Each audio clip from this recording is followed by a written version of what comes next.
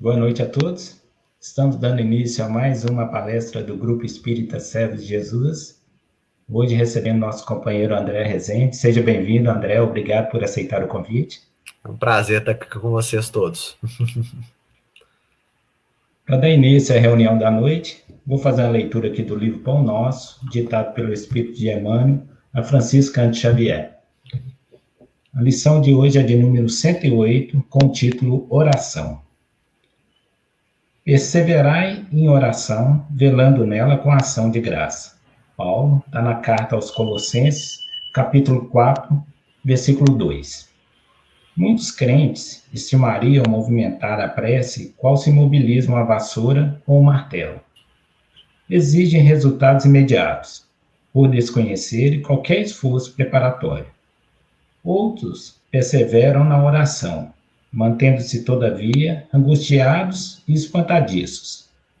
Desgastam-se e consomem valiosas energias nas aflições injustificáveis. Enxergam somente a maldade e a treva, e nunca se dignam examinar o tenro broto da semente divina ou a possibilidade próxima ou remota do bem. Encarceram-se no lado mau e perdem, por vezes, uma existência inteira, sem qualquer propósito de se transferirem para o lado bom. Que probabilidade de êxito se reservará ao necessitado que formula uma solicitação em gritaria, com evidentes sintomas de desequilíbrio? O concessionário sensato, de início, adiará a solução, aguardando prudente que a serenidade volte ao pedinte. A palavra de Paulo é clara nesse sentido. É indispensável persistir na oração, velando nesse trabalho com ação de graças.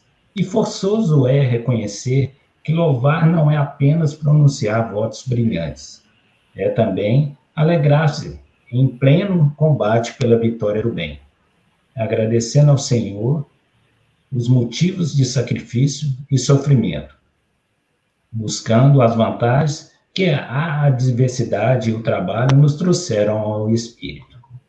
Peçamos a Jesus o dom da paz e da alegria, mas não nos esquecemos de glorificar os sublimes desígnios, toda vez que a sua vontade misericordiosa e justa entra em choque com os nossos propósitos inferiores. E estejamos convencidos de que a oração intempestiva, constituída de pensamentos desesperados e descabidas exigências, destina-se ao chão renovador, qual acontece a flor improdutiva que o vento leva. Então, com as vibrações dessa leitura, convido a todos a elevar o pensamento neste momento, entrar em sintonia com a equipe espiritual do Grupo Espírita Servo de Jesus, agradecendo pela oportunidade da noite, por estarmos reunidos mais uma vez para estudar um pouco mais dos ensinamentos do Mestre Jesus, agradecendo a oportunidade de todos estarem conectados conosco, que essas vibrações de amor, de carinho, de paz, possam adentrar a todos os lares neste momento. Que a paz e a luz do nosso Mestre esteja sempre conosco. Que assim seja. Deixa eu colocar o tema da noite aqui. As penas e os gozos futuros. A palavra está com você, André. Fica à vontade. Obrigado, Lázaro. Vamos começar o nosso estudo dessa noite, então, trabalhando esse tema das penas e os gozos futuros, que é bem referenciado na codificação espírita, principalmente na última parte do Livro dos Espíritos, na quarta parte das Esperanças e Consolações, e também no livro Céu e Inferno, nos primeiros capítulos. E aí nós vamos tentar trabalhar, e principalmente, cada vez mais, ampliar as nossas concepções existenciais, entendendo que a nossa passagem pelo planeta Terra é uma construção de virtudes, de cada vez mais desbastarmos os nossos vícios internos, nos transformando em homens de bem. Então, o trabalho tem uma cara e uma didática muito tranquila de ser entendida.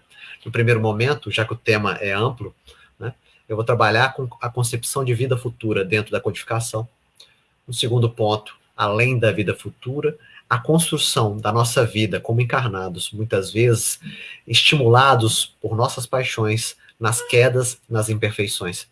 No terceiro momento, eu vou tentar desenvolver as imagens criadas pelas religiões tradicionais, a mística criada de locais específicos e circunscritos que determinavam a presença daqueles imperfeitos ou perfeitos depois da vivência no plano dos encarnados.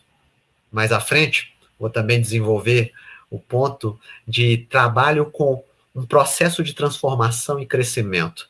Felizes ou infelizes, mas nós construímos o nosso padrão de felicidade ou infelicidade dentro desse mundo.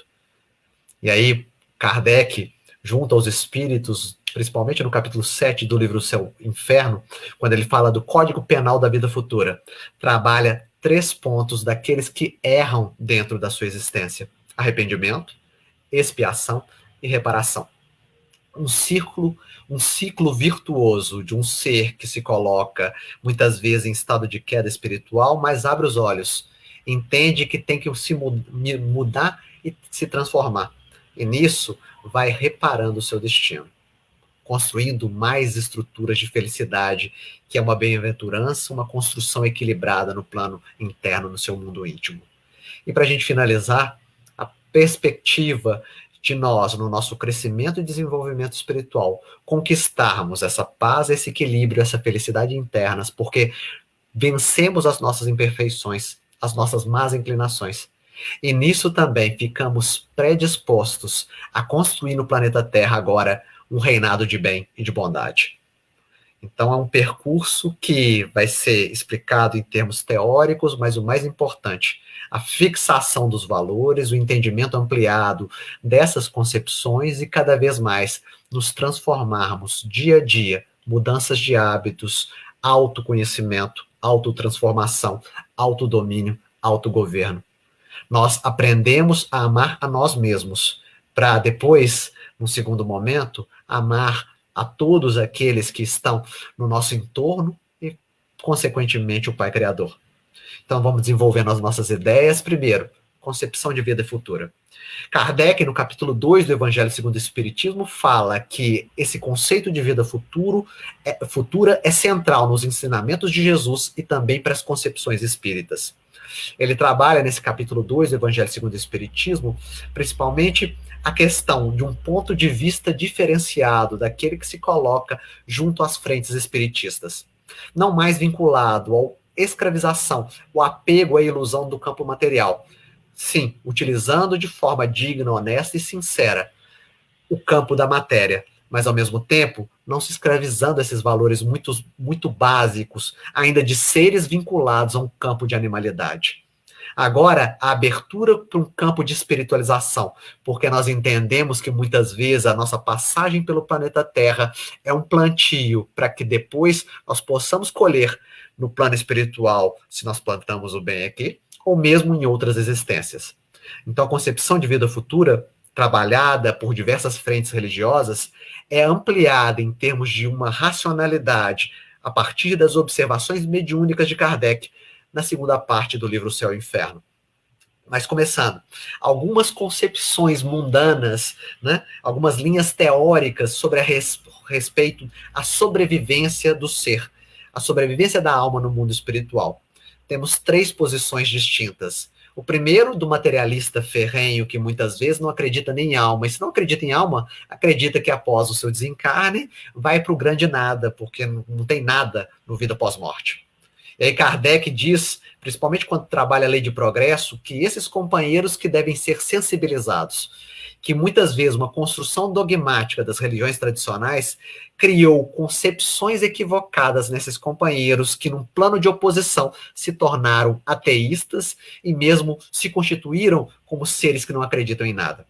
E aí a doutrina dos espíritos, de forma analítica, serve como essa grande escola de orientação para esses seres, conquistando corações e abrindo novas mentes. Então, primeiro ponto, o nada do materialista.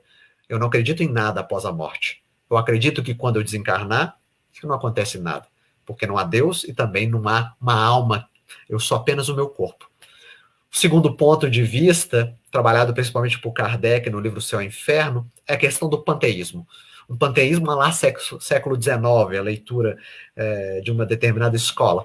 O panteísmo que Kardec trabalha junto à codificação é aquele que o ser cresce, se desenvolve com uma individualidade no planeta Terra, mas após o seu desencarne, se une a uma alma total, como se no final eu perdesse a minha individualidade e me unisse de novo ao Pai Criador que me criou no começo da minha existência. E aí, também para Kardec, isso é um absurdo total, porque do que adianta vivenciar uma vida como encarnado no planeta Terra se depois eu vou ter um plano de individualidade e vou para o plano espiritual me misturar a um grande todo, né? Sem nenhuma concepção, sem nenhum plano de consciência. Esse é o segundo ponto que Kardec também critica sobre a sobrevivência pós-morte, vida futura pós-vida física. Terceiro ponto que ele fala que é a leitura das escolas espiritualistas. Todas elas acreditam na sobrevivência da alma pós-morte, cada uma a partir de determinada perspectiva. Algumas se vinculam ao plano da única existência. E aí, quando eu me vinculo ao plano da única existência dentro do planeta Terra, eu limito a minha construção. Para Kardec, e a concepção espírita diferenciada, reencarnação, pluralidade dos mundos habitados. O ser, sim, sobrevive após essa existência como encarnado, mas também é produto de múltiplas encarnações passadas e também vai vivenciar inúmeras outras encarnações para que possa se transformar, para que possa vencer esse plano de imperfeição que tem junto de si. Nessas três concepções, nós já temos uma visão do plano da diferenciação dos seres encarnados dentro do planeta Terra. Mas, além disso, entendendo que a mensagem de Jesus traz uma concepção de vida futura e orienta os seres também, Kardec, principalmente no Evangelho segundo o Espiritismo, começa a afirmar que a mensagem de Jesus sempre aponta para o conceito de reino, né? O reino de Deus. Se eu passo pelo planeta Terra num padrão de infelicidade, num padrão de conquistas no campo do espírito, mas muitas vezes maltratado, tratado com desrespeito pelas pessoas do mundo, chega um determinado momento que a promessa do Cristo para aqueles companheiros que estavam no seu entorno no mundo passarei por perturbações, mas eu venci o mundo, né?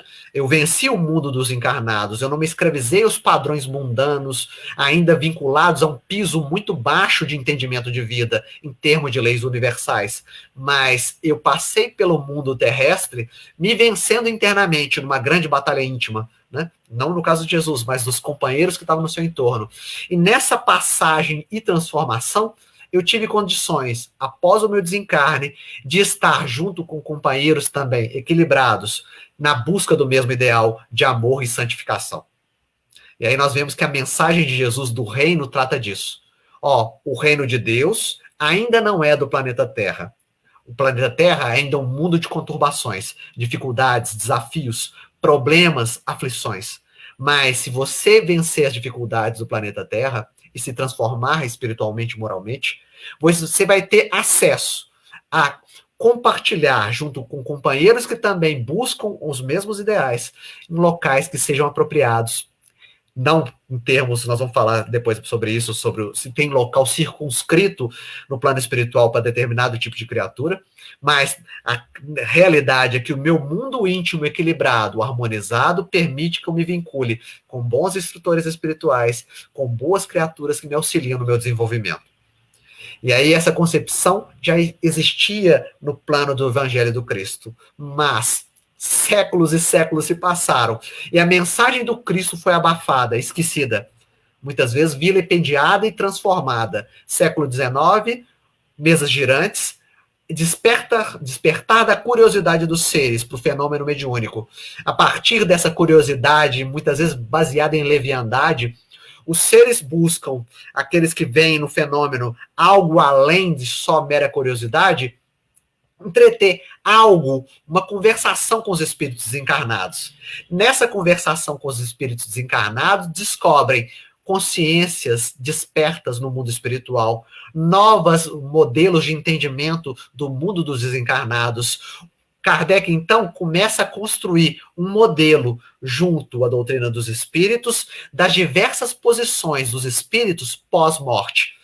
E aí o trabalho de Kardec é interessantíssimo, porque ele não pega só espírito puro, só aquele que traz boas mensagens, mas ele pega o suicida, ele pega o glutão, aquele viciado em alimentação, ele pega o alcoólatra, ele pega o companheiro que teve dificuldade no campo da afetividade, e ele começa a fazer uma grande cartografia do mundo espiritual, onde e como essas pessoas se alocam ali no mundo espiritual. E nessa construção analítica, científica, porque o objetivo de Kardec, no primeiro momento de construção, junto à doutrina dos espíritos, que está escrito lá no que é Espiritismo, doutrina dos espíritos é uma ciência de observação. Observação dos fenômenos mediúnicos, que a partir de um conhecimento da fala qualificada de alguns espíritos e também do trabalho coletivo de diversos grupos, conseguiu construir uma base filosófica, de princípios filosóficos doutrinários, constituídas principalmente nas obras da codificação, e além disso, o ser que se apropria das obras da codificação, da filosofia espírita, tem condição de criar no seu mundo interno uma estrutura de religiosidade, conexão com espíritos superiores, conexão com o Pai Maior. E aí nós vamos entendendo que a concepção inicial, muitas vezes simplória da vida futura. Eu desencarno, eu era infeliz, e aí no mundo espiritual, porque eu paguei muito os meus pecados na planeta Terra, eu vou ser feliz no paraíso eternamente. Se altera para um trabalho de aperfeiçoamento gradativo, múltiplas reencarnações. Ainda tem um vício tal. Consegui sanar esse, mas ainda tem outro para ser trabalhado. Como diz o Código Penal da vida futura, quanto mais infelicidade, uma imperfeição ainda existe. Quanto mais eu trabalho as minhas imperfeições, mais feliz eu sou. Maiores possibilidades de evolução e crescimento e de progresso. Então, essa concepção de vida futura, seja para Jesus, seja para os bons espíritos. Mas, além disso, além da concepção de vida futura, nós também vivenciamos o planeta Terra. Aí nós vamos entender porque a questão dos gozos futuros, né? As dificuldades e os gozos futuros. Por que isso? 2 caminhos se abrem à frente de nós, após a nossa construção dentro do planeta Terra. Felicidade ou infelicidade, e os diversos padrões constituídos no meio disso, né? Quanto mais eu invisto na espiritualização do meu ser, mais feliz eu sou. E aí, se eu consigo construir uma base arquitetada em conhecimento, em trabalho no bem, em construção de um piso de caridade em que eu aprendo a amar o outro, é claro que a minha vivência no plano espiritual vai ser muito mais ajustada. Mas, se eu passo pelo planeta Terra, egoísta, cobiçoso, orgulhoso, intranquilo, inquieto, agressivo, a perspectiva é que eu continuo toda essa proposta lá no plano espiritual. Então, as penas e os gozos futuros são 2 caminhos que se abrem. Eu, a partir das minhas dificuldades como encarnado, construo um caminho de reparação que será efetivada no começo, no plano espiritual, mas depois em outras reencarnações, ou já começa a me ajustar para que eu possa usufruir dos gozos do planeta Terra? Não, dos gozos da alma, que é diferente, né? Dos gozos da alma que me estimulam um crescimento muito mais avançado. Então nós vamos entendendo que a vida na Terra é desafiadora, difícil. Muitas vezes nós estamos vinculados, por causa das nossas dificuldades do passado, num campo de viciação tremendo. Por termos isso do nosso passado espiritual, as paixões da Terra nos estimulam um padrão de queda. Novas quedas, muitas vezes nos mesmos pontos do passado. Sexualidade, alimentação desregrada, vaidade, cobiça, orgulho, egoísmo. São como fantasmas que aparecem na nossa existência como encarnados, e nessa visualização acabamos perdendo a oportunidade dessa existência no plano físico. E aí, então, o grande desafio nosso é cada vez mais tentarmos espiritualizar esta vida como encarnado, né, já dentro do planeta Terra. Temos o corpo, que é o nosso instrumento de trabalho, mas principalmente não nos vincularmos demasiadamente com esses prazeres corporais. Né? Utilizar do corpo da melhor forma possível, de forma equilibrada, mantendo a saúde, para que possamos, numa projeção espiritual, termos mais anos de vida para nos desenvolvermos de forma moral. Então, esse é o ponto. Se eu tenho no primeiro momento a vida futura e o plantio que dá uma colheita posterior, eu também tenho que observar agora como eu vivo o meu presente, na vida como encarnado no planeta Terra.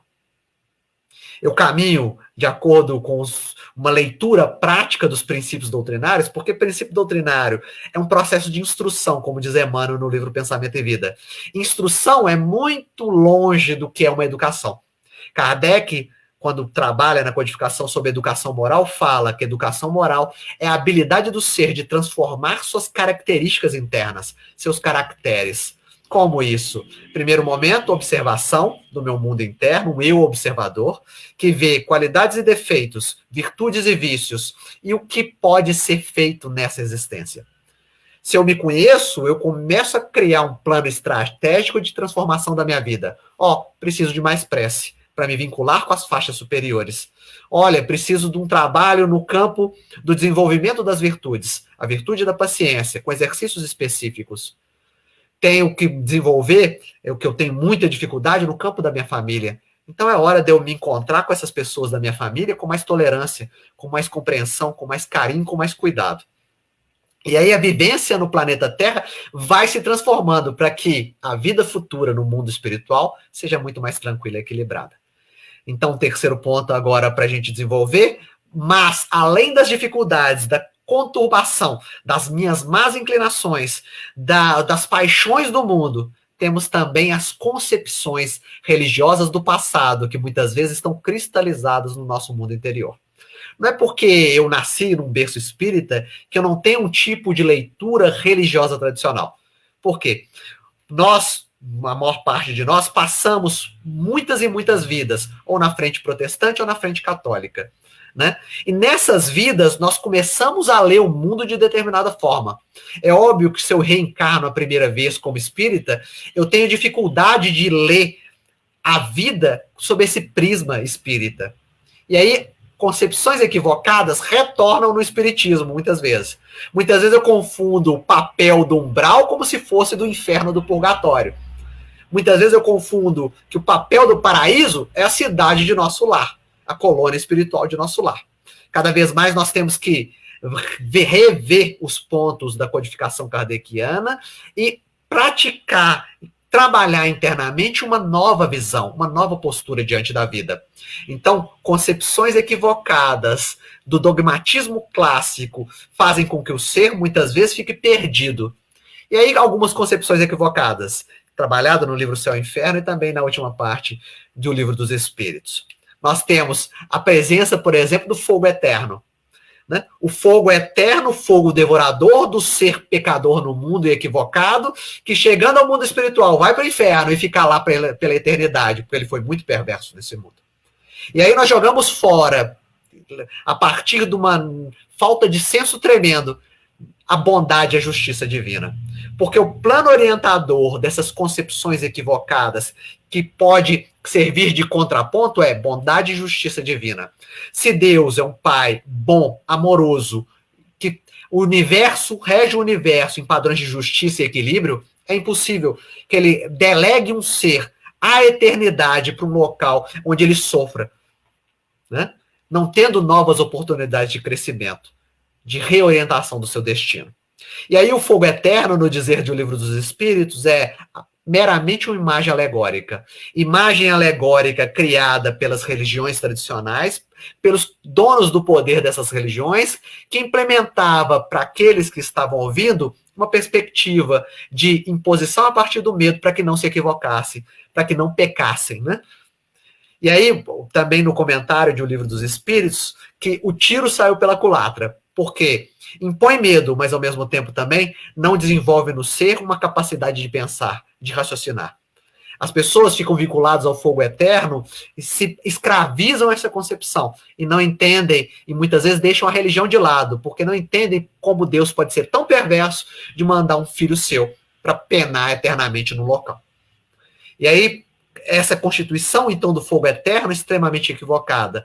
Mas, além da concepção do fogo eterno, a questão dos locais circunscritos no plano espiritual ou no mundo pós-morte, por nomes inferno, paraíso ou purgatório. E aí o Livro dos Espíritos também trabalha com essa concepção de vida futura. Não mais nessa imagem alegórica, quando você desencarnar, dependendo como você se portou diante do mundo, você pode ir para o inferno, para o paraíso ou ficar lá no meio termo do purgatório. Não. A concepção dentro de O Livro dos Espíritos quebra essa construção de um local circunscrito. O plano de harmonia, de amor de um ser, de equilíbrio, de moralização, é o mundo interno. Se, como eu falei, se eu ajusto o meu mundo interno num plano de paraíso, eu vivencio em um mundo em provas, expiações e em dificuldades, passando como um bem-aventurado. Se eu vivencio um plano de inferno, mesmo que seja num local ameno e tranquilo aqui nesse mundo, eu vivencio e fico naquela onda mental do inferno interior, dos tormentos, dos desequilíbrios. Então, o que eu escolho para o meu mundo interior? Eu escolho construir o inferno interior do desequilíbrio, da depressão, da tristeza, da falta de amor próprio, da baixa estima? Ou eu escolho, no plano oposto, uma construção de bem-aventurança equilibrada? Eu sei que esse planeta é muito difícil, cheio de desafios, mas eu vou me manter equilibrado nessa existência, ofertando o melhor que eu posso para a vida. Não estou pronto, mas estou disposto a fazer algo diferente. O purgatório, no dizer de O Livro dos Espíritos, é uma constituição intermediária. E até o Livro dos Espíritos fala, o purgatório é a terra. Porque o purgatório serve como a estrutura material que recebe espíritos num processo de encarnação e permite para eles se transformarem moralmente. Cada vez mais, desbastarem essas imperfeições do seu passado espiritual. Cada vez mais, reorientar o seu destino, não mais no plano das conquistas materiais, dos gozos, dos prazeres, dos conflitos e das disputas por bens terrestres, dinheiro, que seja, mas agora uma reorientação do seu olhar para um plano de transformação do seu ser. E aí nós vamos observar, então, que purgatório, inferno, paraíso, constituição interna, transformação do meu mundo interior. E quando eu começo a transformar o meu mundo interior, como diz lá a parábola do filho pródigo, eu, num processo de retorno à casa do pai, a partir da boa vontade, já sou acolhido pela providência divina, que investe para que eu possa crescer e crescer cada vez mais. Porque o pai busca esse companheiro, o filho pródigo, equivocado, que cai em si, né? E começa sua ascensão espiritual. Ele busca o seu filho antes da chegada dentro da casa, à beira do caminho, né? Na metade do caminho. Então, a imagem para todos nós de entender que nós estamos sendo auxiliados pela providência divina, que oferta as melhores possibilidades e oportunidades para que o ser se desenvolva, para que o ser se transforme, para que chegue ao mundo espiritual da melhor forma possível, né? É uma questão de esperança e confiança. Por isso, a concepção de vida futura de Kardec é uma constituição de uma fé inabalável, né? Se eu entendo que existe vida futura, que eu desencarno, vou para o mundo espiritual. E eu sou o que eu era aqui, mais ou menos mesmo. E por isso, eu entendo, então, a partir de uma fé inabalável, que está tudo tranquilo, que eu passo pela perturbação da morte e vou para uma outra fase de existência, uma outra fase de viver. É algo que a gente tem que assimilar e trabalhar, principalmente num momento como esse, de desencarnes em massa, né? De entender a morte como um processo de transição, como um processo de mudança, e o que vale mesmo é o quanto eu construí de virtudes junto ao meu coração para me encontrar depois lá no plano espiritual, né? Então, esse momento agora das imagens alegóricas, né, e também uma imagem construída também pelas religiões tradicionais, a questão dogmática das penas eternas, que eu não falei muito bem. O ser acreditar que, por causa de algum equívoco dentro do mundo, na sua vida de encarnado, vai chegar ao mundo espiritual e ficar eternamente no mesmo ponto. O Espírito Santo Agostinho, na questão 1009 de O Livro dos Espíritos, fala: isso é total falta de bom senso. Isso é total falta de respeito com a figura da divindade. Porque acredita que o Pai Criador é o Pai, muitas vezes, do Antigo Testamento, que é separador, que cria conflitos, que coloca um lá na Geena, no inferno, e o outro que eu gosto vai para o paraíso. Não particularismo, mas o ser se constrói na sua vida como encarnado, nas múltiplas existências, a partir da sua própria força, como diz a lei do progresso e a progressão dos espíritos do Livro dos Espíritos. Eu ascendo, eu progrido porque eu me coloco diante da vida a partir do esforço e da vontade. E transformo a vida no meu entorno e transformo-me internamente. E aí nós vamos observar que as imagens construídas estão sendo desconstruídas também agora dentro do nosso interior. Não mais a leitura que a cidade nosso lar é o melhor possível para todos nós. Não. A cidade nosso lar ainda é uma cidade localizada num ambiente umbralino, é uma região de transição, e todos nós sabemos que há colônias muito mais desenvolvidas do que elas, e mais orbes muito mais desenvolvidos do que estes. Então, é uma estrutura transitória também. Também não vamos acreditar que após o nosso desencarne nós vamos para um umbral. Né? Nós vamos para um umbral e vamos passar por muita dificuldade lá, porque nós somos muito difíceis e muito imperfeitos. Não. Nós vamos para um processo tranquilo e equilibrado, porque eu acredito que quem já tem a boa vontade de ouvir uma palestra espírita essa hora do dia, né? Tentando visualizar elementos novos para a sua vida, já está a meio caminho de uma conquista, como diz o Espírito Lísias no livro Nosso Lar, né? Aquele que deseja está meio caminho andado de conquista do seu objetivo. Porque já entendeu que quer isso intensamente e vai buscar, de uma forma tranquila e equilibrada, modos de evolução e de progresso. E aí nós entendemos, então, e desconstruímos essa imagem. Não mais inferno, não mais purgatório, não mais paraíso, mas uma construção de equilíbrio e bem-aventurança que é constituído no tempo dentro de nós. Um mundo íntimo bem equilibrado, um mundo íntimo bem trabalhado. Como eu falei, mundo íntimo bem trabalhado tem que dizer autodescobrimento, transformação interior. Só o ser que se olha por dentro tem condições de se transformar. Só o ser que se transforma tem condição de ascender espiritualmente.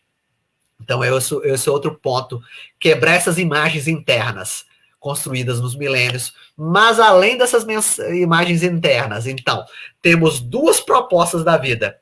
Ou muda, né? Ou não muda. Ou continua no mesmo padrão de imperfeição. E aí, um caminho das bem-aventuranças e um caminho de infelicidade. Duas estruturas, dois caminhos a serem escolhidos. Para escolha desse caminho, amai-vos e instruí-vos, como diz o Evangelho segundo o Espiritismo. Aprender a amar. Aprendizado do amor, como eu falei, primeiro a partir do auto-amor, depois ao amor aos semelhantes e o amor à obra da criação e à divindade. Mas também, além do amor, que muitas vezes se torna cego, também temos que nos utilizar do plano dos conhecimentos, da instrução. Não só vivenciar e ler obras espíritas e ouvir sobre princípios doutrinários espíritas, mas instrumentalizar tudo isso dentro da vida. Eu não só sei que existe a reencarnação, mas se a aflição me busca em um determinado ponto do meu caminhar evolutivo, eu entendo que a aflição tem algum motivo. Eu entendo que é uma construção ou dessa existência ou de vidas anteriores. Eu não acredito que a aflição vai me buscar em termos circunstanciais, é um acaso na minha vida. A dor que eu estou passando, o sofrimento que eu passo agora é mero acaso. E aí eu não acredito na justiça presente nas leis universais. Mas se eu começo a visualizar, realmente eu tenho alguma dificuldade. E nesse plano de dificuldades, o que eu posso fazer para transformar isso? O que eu posso fazer para me tornar melhor? Que é o ponto que a gente vai falar depois do arrependimento. Quais são as estratégias de transformação para o meu ser? E aí, nessa visualização, eu começo a me apropriar da minha força interna de transformação a partir da vontade, e nessa construção, cada vez mais as imperfeições vão sendo deixadas de lado. Cada vez mais eu vou construindo novas virtudes, cada vez mais me encaminhando para um padrão de felicidade. A felicidade não é deste mundo, como todos já ouviram falar. Mas, na 922 do Livro dos Espíritos, tá bem. Kardec aperta os espíritos falando, tá bem, a felicidade não é deste mundo, mas será que tem um padrão mínimo de felicidade para esse mundo muito conturbado? Os espíritos respondem, para as necessidades materiais, né, só o plano da subsistência, o necessário para viver, para construção material. Isso quer dizer, se eu tiver o necessário para sobreviver e viver no mundo, eu já posso me considerar um bem-aventurado. Os dois outros pontos, em termos morais, acreditar na vida futura, porque aí nem impaciência, nem falta de fé, nem falta de confiança na vida vão surgir na minha vida. E além disso também, consciência tranquila. O ser que está sabendo, que está se desenvolvendo de uma forma adequada, sem gestos megalomaníacos. Não acreditem que vocês vão ser santos da noite para o dia. Né? Muitas vezes o meu mau humor é construído para um bom humor, né? Reconstruído num bom humor, a partir de muito tempo. De muitas situações, de muitas circunstâncias, de muitos encontros e desencontros. Mesmo com a perspectiva, eu quero me transformar, eu vou ser bem-humorado agora. No primeiro momento, vai sair atravessado, eu vou tratar mal muita gente ainda. Mas, numa construção e num trabalho íntimo de transformação, depois de alguns anos, eu já vou me colocando de uma forma mais tranquila. Então, sempre visualizar na sua vida, doutrina espírita nos auxilia nesse plano de transformação. Eu, após 2, 3, 4, 5 anos na casa espírita, sou melhor do que antes, quando eu não era? Estou melhor nos meus relacionamentos familiares? Estou melhor junto aos companheiros do trabalho?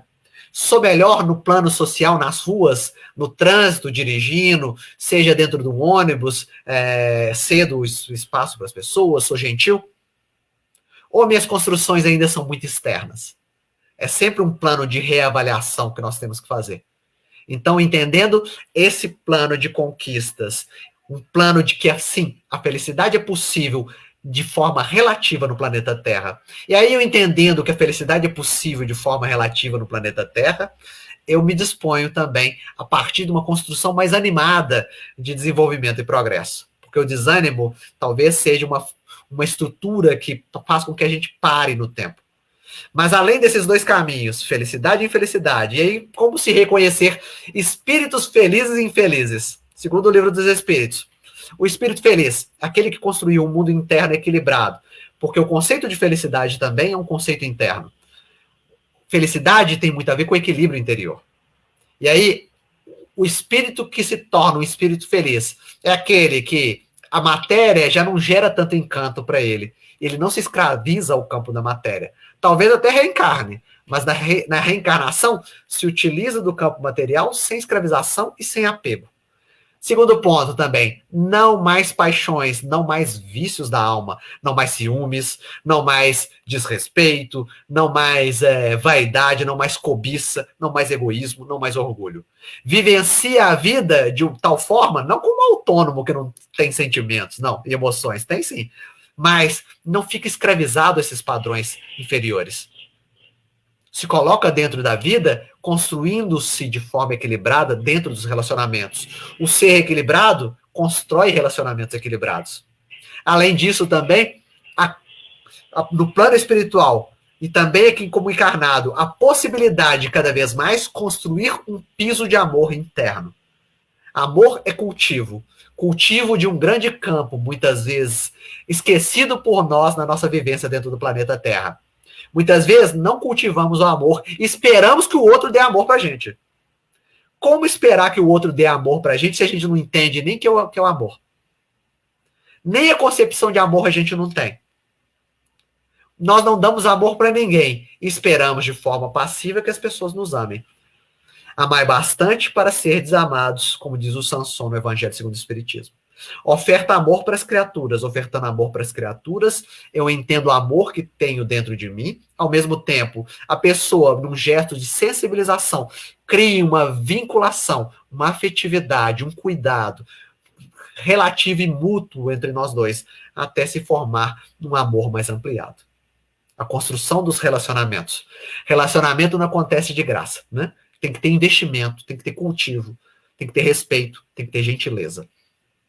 Além disso também, além da construção do ser que já está se tornando e caminhando para um campo de amor mais ampliado, também temos a questão do conhecimento. Conhecereis a verdade e a verdade vos libertará. A construção do conhecimento para a quebra das ilusões da matéria, mas também da quebra das ilusões do que eu acho que eu sou. A quebra das aparências, a quebra das máscaras construídas no meu relacionamento com o mundo. Porque quando eu chego ao plano espiritual, eu me apresento da forma como eu sou. Como eu sou no momento também. O mais animador é isso também. Como eu sou em determinado momento. Porque mais à frente, no meu processo de crescimento e progresso, não mais sou aquele, mas sou um ser mais evoluído. Princípio da não retrogradação dos espíritos, né? Sempre para frente, evolução, progresso. Simples e ignorante, ascensão espiritual, tentando vencer esses componentes internos que nos aprisionam para nos libertarmos num plano de autonomia. Porque a doutrina dos espíritos trabalha com a autonomia de seres. Autonomia e libertação. É uma doutrina libertadora dos homens, libertadora das peias e das âncoras da matéria, e ao mesmo tempo também libertadoras, porque o ser começa a atuar dentro do mundo num padrão de livre-arbítrio, livre consciência e livre pensamento. Eu escolho os meus caminhos, a partir das circunstâncias nas quais eu estou inserido. Claro que há o determinismo, muitas vezes, do local onde eu nasci, da família onde eu nasci, óbvio que tem isso. É o instrumental que eu tenho nas mãos de trabalho, mas dentro desse contexto específico onde eu nasci, eu tenho uma margem de construção do meu livre-arbítrio. E aí, eu adquirindo força, ampliando a minha consciência, observando os fatos da minha vida e meu mundo interno de forma mais ampliada, construções mais equilibradas. Construções que são mesmo um plano de positividade. E aí, então, amor e conhecimento. Esses são os espíritos felizes, que cultivam amor, conhecimento, que já conseguiram vencer diversos aspectos do seu mundo íntimo, da construção dos vícios das paixões equivocadas, e que também já não são apegados ao campo da matéria. Esse é o espírito feliz, só para apresentar para vocês. É difícil encontrar um no planeta Terra. Mas também ao espírito infeliz. E aí é só ver o contrário, né? Espírito infeliz, apego à matéria. Só a matéria traz para ele felicidade. Se eu não tenho determinada posse material, determinada casa, determinado carro, determinado salário, eu sou entristecido dentro desse mundo. Eu passo pela vida frustrado. Eu passo pela vida de cabeça baixa, como se eu fosse um fracassado dentro do mundo. E aí é uma concepção equivocada daquele que se vincula de forma praticamente única só aos bens e às conquistas do mundo material. Eu quero o gozo material, eu quero as conquistas da matéria. E quando eu me vinculo às conquistas da matéria, é óbvio que minha vida futura vai ser a partir das conquistas que eu tive da matéria. Se a conquista da matéria fica aqui no planeta Terra após meu desencarne, é algo que eu não vou ter nada lá no mundo espiritual. Né? Então, o espírito infeliz é esse que cultivou, por causa das suas inúmeras imperfeições, como eu falei, sempre imperfeição vinculada ao padrão de felicidade e infelicidade, construindo essa concepção de vida futura. Esse ser se coloca com paixões, vícios, apegos, escravização que gera sofrimento. Porque quando eu me coloco como alguém que quer muito alguma coisa no plano terrestre, eu desencarno, o que eu faço? Também me iludo e busco de forma intensa, sofrida lá no mundo espiritual, esses bens perdidos do mundo da matéria. Nós temos alguns casos na obra de André Luiz. O avô de André Luiz, no reencontro que eles têm no livro No Mundo Maior, em que só vê moeda, só vê dinheiro por onde ele passa. E sofrendo tremendamente no mundo espiritual. Por quê? Cultivou durante a vida o apego e a posse ao dinheiro. A mesma coisa também no livro Ação e Reação.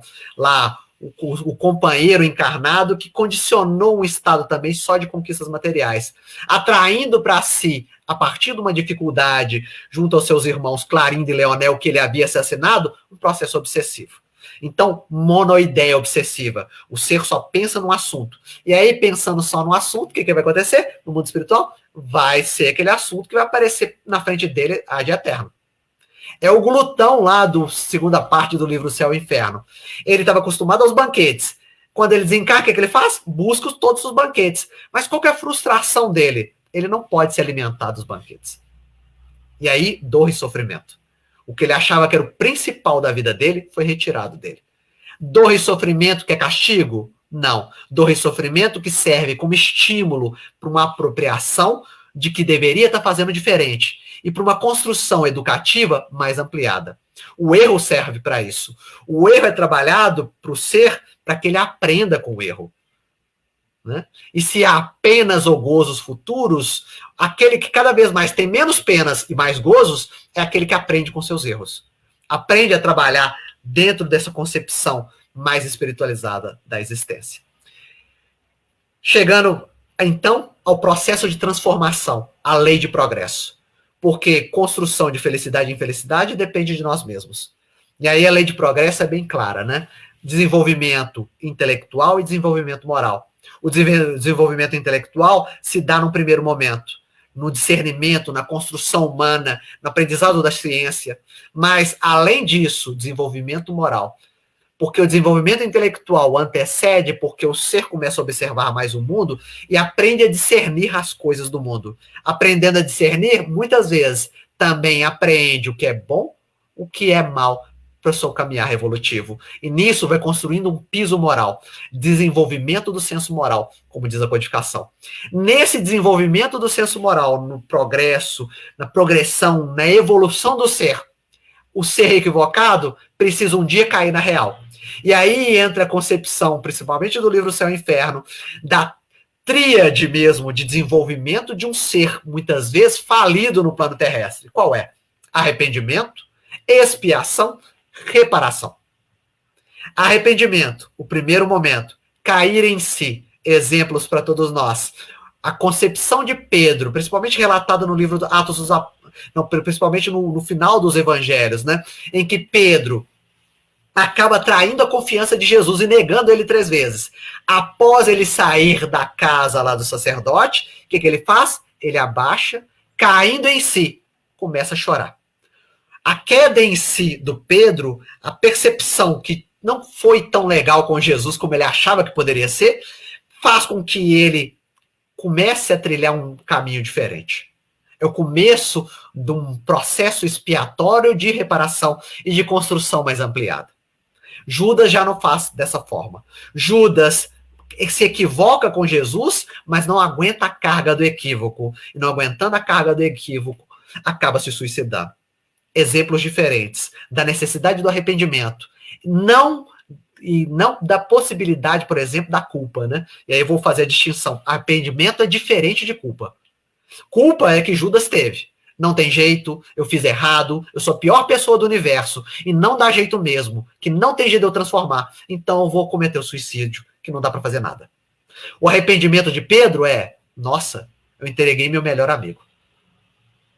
E aí, o pranto serve para lavar a alma dele, e para, nos momentos de dor e sofrimento, tentar entender melhor qual era a mensagem de Jesus, e como ele havia entendido tudo errado. Então, arrependimento diferente de culpa, nessas duas posturas diante da vida. E o arrependimento eu acho que é 990 de O Livro dos Espíritos, fala, o arrependimento acontece quando o ser, cada vez mais, começa a compreender o que seja bem e o que seja mal. Porque se eu não acredito que eu cometo equívoco com as outras pessoas, que eu erro, que eu agrido, que eu ofendo, eu não me transformo nunca. O arrependimento é o ser que olha para o outro e vê o equívoco que fez com o outro e fala, nossa, pisei na bola. E eu me arrependo. Eu não deveria ter feito isso. E aí eu caio em mim e tento me transformar. Se eu fico parado só na estrutura do arrependimento, de entender o que fez errado e ficar parado naquele movimento, e não passo para o segundo passo, que é a expiação. O que é expiação? Expiação, lei de causa e efeito. Ação e reação. Eu plantei algo no meu passado. Isso quer dizer, pode ficar tranquilo, vai vir sim, de novo. Mas o modo que vem, se eu me arrependo, é diferente. Porque eu sei que se arrepende, na hora que vem o processo de expiação, fica feliz de estar expiando. Porque sabe que está pagando, não é a palavra certa, mas está recompondo um pouco o destino. Está abrindo a mente para um terceiro passo, que é o da reparação. Então, a questão da expiação é essa. Há uma lei de retorno. O que eu fiz no meu passado vai voltar para mim em termos de consequência. Eu vou ter que aprender a lidar com isso de forma equilibrada. Mas, além disso, não só parar em arrependimento e expiação. Terceiro passo, né? A reparação. Reparação, conceito facílimo de entender. Fazer o bem para quem você fez o mal. Né? Repor dentro da vida. Se eu infringir as leis divinas, repor. Lembrando também, 614 do Livro dos Espíritos, qual o padrão de felicidade e infelicidade nossa nessa construção evolutiva? A felicidade é o ser que se adequa às leis superiores. A infelicidade é o ser que transgride as leis divinas. E aí tem que, a partir desse processo de arrependimento, expiação e reparação, ir construindo algo diferenciado. Então nós entendemos que o ciclo, o arrependimento e expiação, reparação, é um ciclo produtivo do ser que aprende a errar e não mais repete seus erros. Um ser que se coloca dentro do mundo, agora, eu vou fazer de forma diferente. Eu vou me colocar de forma diferenciada. Eu vou evoluir espiritualmente. Além desse ciclo virtuoso, para os nossos últimos momentos, que o tempo passou rápido, né? O padrão de construção da felicidade. Padrão de construção da felicidade, seja interno, seja também em termos coletivos no planeta Terra. São as últimas questões do Livro dos Espíritos, a 1018 e a 1019. Primeira questão da 1018 fala o seguinte, né? Se a construção do reino de Jesus não é no planeta Terra, como se dá essa história, né? E aí, se o reino não é deste mundo? E aí a puxada de orelha dos espíritos aquele que se sintoniza à faixa do Cristo já vivencia esse reino de amor junto ao seu coração. Então, nosso objetivo, a partir de Jesus, guia e modelo, não é olhar Jesus lá à distância, bonitinho lá, não. É, cada vez mais, a partir de uma prática constante de bem, de amor e de bondade, nos chegarmos aos princípios cristãos do perdão, da compreensão, do entendimento, do amor, cada vez mais chegando a um padrão de imitação do Cristo dentro da minha construção como encarnado no planeta Terra. Então, o reinado do bem chega primeiro junto aos nossos corações, num processo de autotransformação. Mas, no segundo momento, na 1019 do Livro dos Espíritos, fala, será que algum dia o reinado do bem conquista o planeta Terra? E aí a fala dos espíritos, o reinado do bem vai conquistar o planeta Terra, vai ser implementado no planeta Terra, quando as coletividades terrestres tiverem mais espíritos bons do que maus. Como fazer isso? Né? A partir do que a gente já conhece, do sinal dos tempos, da mudança das coletividades, das emigrações e imigrações planetárias, mas além disso também para nós, que ainda queremos ficar nesse planeta, que é uma perspectiva nossa ainda de construção de diversas vidas, uma transformação também interna também, implementação de bondade, implementação de virtudes, implementação de um novo plano educativo. Não mais, como eu falei por diversas vezes nessa noite, não mais escravização ao plano da matéria, mas agora espiritualização do meu ser. Então foi uma grande trajetória na noite de hoje sobre essa concepção de vida futura e sobre as penas e os gozos futuros, né? A concepção de vida futura, sintetizando, é a concepção que após o meu desencarne, eu vou me chegar ao plano espiritual. E chegando ao plano espiritual, eu sou produto do que eu construí dentro dessa existência e nas outras anteriores. Quanto mais imperfeições eu tenho, mais infeliz eu posso ser no mundo espiritual. E mais penas eu vou ter nas próximas vidas para recompor o meu destino.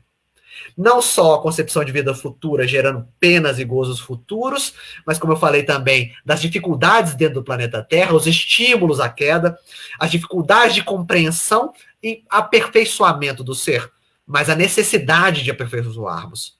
Além disso também, uma construção bem tranquila de todos nós, de não mais nos vincularmos a essas figuras tradicionais das penas eternas, da construção de menos-valia, da construção de um ser que acha que vai chegar ao mundo espiritual e vai ficar lá sendo punido no umbral ad eterno também. As penas duram até o ponto onde eu decido mudar. É a questão 1004 de O Livro dos Espíritos. Quando eu decido mudar de vida, acabou. Boa vontade e transformação. Mas, além disso, então, a construção, então, do mundo interno feliz, a partir desse ciclo virtuoso do arrependimento, da expiação e da reparação. Que permitam para nós não mais nos vincularmos às estruturas, muitas vezes decadentes, do nosso homem velho, mas nos constituirmos como um homem de bem, um homem novo. Um homem que agora aprende a amar a si mesmo, aprende a amar aqueles que estão no seu entorno e mais aprende a amar o Pai Criador.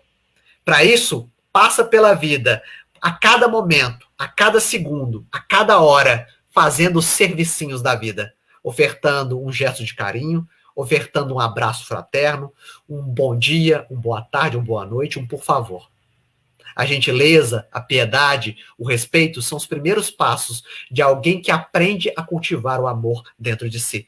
Cultivando o amor dentro de si, eu me encontro depois no plano espiritual como alguém que sabe amar. E alguém que sabe amar abre portas de simpatia com outros companheiros espirituais, abre portas de compreensão mais ampliada, porque esses companheiros espirituais, os que sabem mais, os que sabem menos, entram conosco num grande processo de sinergia, onde eu recebo os ensinamentos dos bons instrutores espirituais e, ao mesmo tempo, no meu aprendizado, eu também oferto para aquelas criaturas com perturbação e desequilíbrio na sua construção individual. Então, a chamada, quando a gente fala do tema penas e gozos futuros, eu vou me construir como um ser melhor agora, nesse momento. Não vou esperar para o futuro o que eu posso fazer agora. Porque há muitos que têm aquela fala, já vi muita gente falando, né? Isso aí não dou conta de fazer nessa vida, não. Eu vou ter que fazer na próxima existência. Não. Se a vida propõe um determinado caminho, um determinado campo de desenvolvimento que eu devo trabalhar nessa existência, um propósito de transformação, é a hora adequada para a motivação, para que eu possa me transformar. Então, a minha mensagem do dia de hoje é essa, que todos nós possamos não só nos apropriarmos da instrução espírita, mas principalmente construir uma prática espírita dentro da vida. E aí, um campo de observação. Não passar pela vida num plano de ilusão, de alienação, mas cada vez mais vivenciar a vida de forma consciente. Passar durante o dia e chegar ao final do dia, como diz o Espírito Santo Agostinho, na 919, como alguém que sabe ler os processos difíceis por quais passou e os processos bons também. Porque só a partir de uma leitura transformadora da minha existência, eu posso ter oportunidades novas de crescimento. Para nós nos vincularmos e sintonizarmos com as altas faixas de espiritualidade do universo, entendermos melhor e compreendermos as leis universais, a necessidade de entrarmos nessa grande construção agora, no momento presente. Eu acho que o Lázaro entra agora para fazer a nossa prece de encerramento. Foi um prazer estar com vocês e eu, tomara, fica de para casa para todo mundo, né? Não só penas e gozos futuros, lá no longe, distante, não. Pensa no agora. O que eu estou fazendo de bom, o que eu estou fazendo de ruim, o que eu posso melhorar nos meus relacionamentos, no meu mundo interno. Né? É isso aí. Isso mesmo, André. Começar a partir do presente, né? Pra gente ter não deixar para depois não, né? Mais gozo. Justamente. Que a gente pensa no futuro, vai deixando só para quando a gente chegar no plano espiritual. Mas aí é como você diz, né? Vai ser reflexo do que a gente fez agora e nas vidas passadas. Então vamos mudar esse destino aí para que a gente possa ter mais gozo, né? Isso aí. Muito obrigado, viu, André? Eu gostaria de agradecer em nome do Grupo Espírita Servo Jesus, pelo preparo do estudo, pela atenção, tá? Muito obrigado mesmo. Foi um prazer estar com vocês. Sempre precisar, tamo aí. Serviço não vai faltar, não, né? Isso aí. Vou fazer o convite aqui, vou passar na tela aqui para a próxima reunião. Vai acontecer no próximo domingo, dia 2/5, às 19 horas. É um estudo do livro SOS Família, que nós estamos fazendo um estudo sequenciado. No próximo domingo será o capítulo 17, Perante a Prole. E a expositora é a Tatiana Xavier. Então, já deixo o convite aí de antemão a todos aí a estar conosco aí no domingo, tá bom? Convido a todos, neste momento, a vibrar na mesma sintonia, numa prece final, agradecendo a equipe espiritual do Grupo Espírita Servo Jesus, que nos deu essa oportunidade, que nos deu o sustento, o preparo para a noite de hoje, agradecendo sempre a todos que estiveram conosco conectados, que possam receber em seus lares neste momento as vibrações de amor, de carinho, de paz, e também peço que todos nós possamos vibrar em favor do nosso país, em favor do nosso planeta, neste momento na qual estamos passando, por aquelas pessoas que se encontram hospitalizadas, seus familiares, aqueles que se encontram encarcerados também, nos asilos, nos orfanatos, que todos os nossos irmãos possam receber a luz e a paz do nosso Pai querido, hoje e sempre. Que assim seja. André, muito obrigado mais uma vez. Até a próxima, tá? Até a próxima. Grande abraço para todo mundo. Obrigado.